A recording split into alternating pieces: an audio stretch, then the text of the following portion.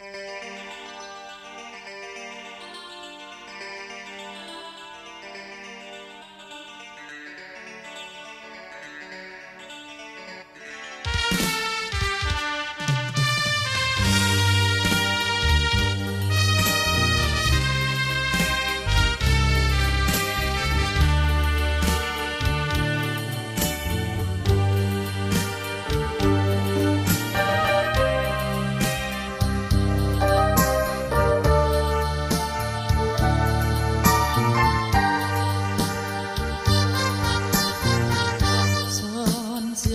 จ็บละทมคมคืน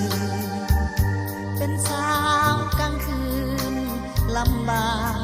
ยากนักหนาถูกสังคม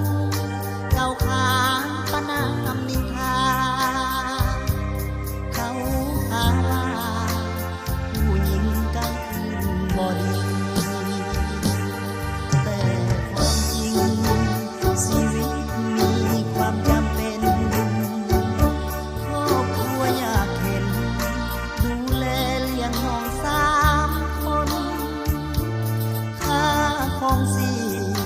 เขาอยากมาให้เหลือทน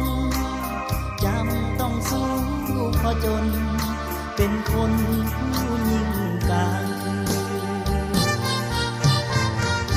ยิ้มแย้มแจ่มใสบริการแขกก็เพื่อแลกกับเงินก่อนจะได้มา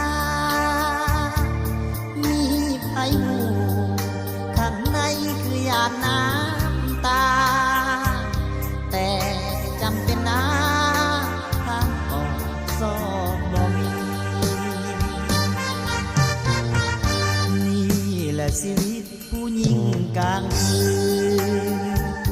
หวานอมขมคืนหาเงินด้วยความจำเป็นขายแต่เหล้าอยากเข้าใจว่าขายแนวอื่นจากใจผู้หญิงกลางคืน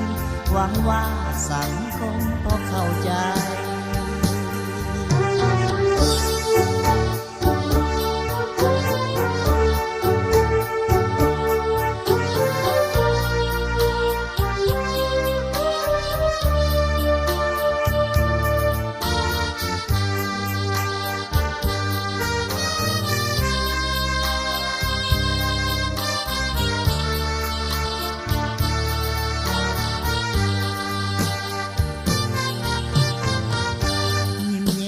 เจมใส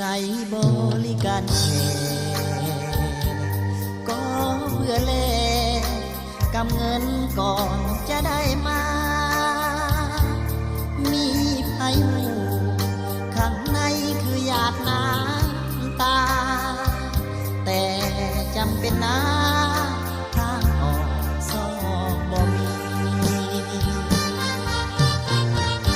นี่แหละชีวิตผู้หญิงกลางคืนหวานอมขมคืนหาเงินด้วยความจำเป็น